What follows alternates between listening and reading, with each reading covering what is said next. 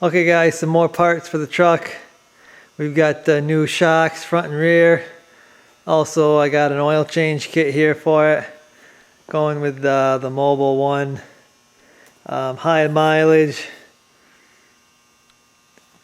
And then I also got I've got a quart of Lucas here I'm going to add. 7 quarts, and then the mobile one. Extended performance filter. That came in on a sale kit, so that's why I got it. That's what I usually do. So these are the Monroe Gas-Magnum shocks. These are Monroe's, I think that's the best shock that they have. They call them premium, I think. They're not cheap, but like I said, they're supposed to be really nice shocks. They're gas charged. So front and rear I got for this truck. This should really help make it feel a lot better on the road. So we're gonna start getting all this stuff installed, oil change. Also I got a fuel filter for it, AC Delco fuel filter. We're gonna get that on. Hopefully the line does not twist off, but we'll see. So I got the new fuel filter in. You can see it's an AC Delco. And the fuel filter isn't really hard, except for on these older vehicles. You can get some rotted lines and stuff. The inside line, or the front line, come off okay. This line here is still seized. So what I did is I took that one off because it came off normal. And then I actually spun the filter to get it off here, because like I said, this is seized up. Another thing I didn't like about the fuel filter is it didn't come with new O-rings. There's O-rings in here. I had to reuse the old ones because they said O-rings for the fuel filter are special order, and I just can't wait for them. So maybe we'll swap that fuel filter out early. I'll get some new O-rings. Hopefully I won't have any trouble. So I got the front shocks installed here. There's just 2 bolts underneath that hold it to the lower control arm. And then you've got 1 bolt up here. I gotta set it down. I put the tires on and set it down because I ain't got enough thread there to actually tighten it down right now. So I'm going to go to the rear now. I've got both front ones in, and like I said, just can't get this top nut without putting some weight on the truck and bringing the control arms up. So we're going to head to the rear now. So these rear shocks are going to be a little more difficult, I think. Hardware is very old on this, and these are loose. I think these are what's making my clunking noise back here. The bottom mounts are loose for some reason. And then the top, these are probably just going to break. I don't expect them to make it, either one of these. So we're going to get to breaking these bolts off and knock these old ones out. And probably going to pull the spare tire mount off too, because it's not working. No sense in it being there hanging down if it ain't going to work. So the new shocks are in, and those bolts were a struggle to get them out. And this shock right here had the mount is crooked on it, so I had a hard time getting the bolt in there, but had to get my own hardware and had to get a bigger bolt. The bolt they had in there was not big enough, and it was loose. You know, your shock cannot be loose. It's got to be tight in the mount. New bolts up there. I did get the spare tire mount out, and I don't know if I can spray that with blast or something and work it and get it working again, but I don't know. Maybe I need to find a new one or something. So got them in there. We're ready to I guess go up. I'm going to drop the oil out. We'll get the oil draining so we can change the oil out. So one thing I am going to gripe about in this video is the shocks came with absolutely no hardware whatsoever except for the front shock. The stud came with a nut. But other than that, no hardware. And same with the fuel filter, no O-rings. And it doesn't make any sense to me why you would do that. Usually when you replace shocks, the bolts, unless you got a new vehicle, the bolts are shot anyway.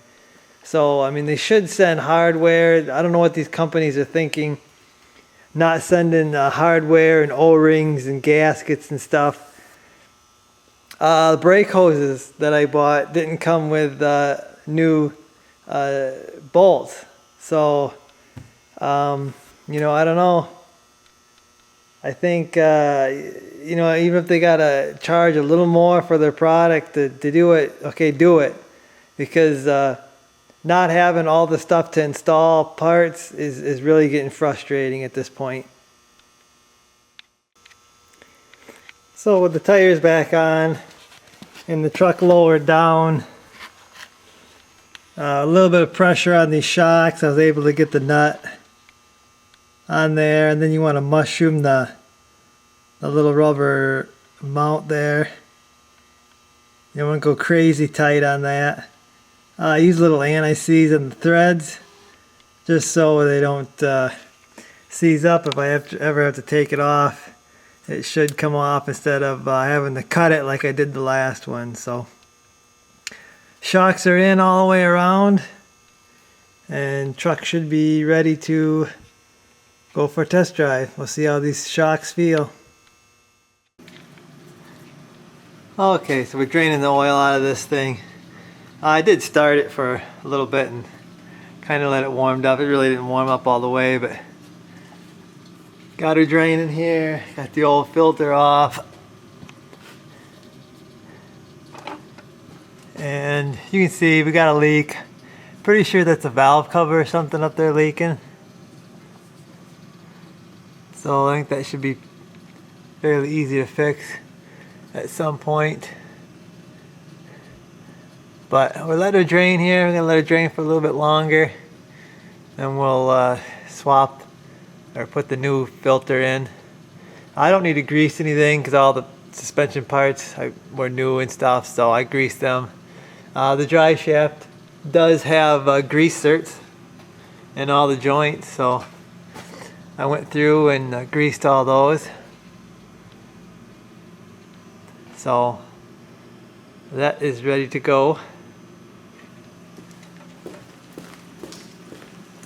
I'm going with the Mobile One stuff only because they had a deal with the oil and the filter, the extended performance filter. So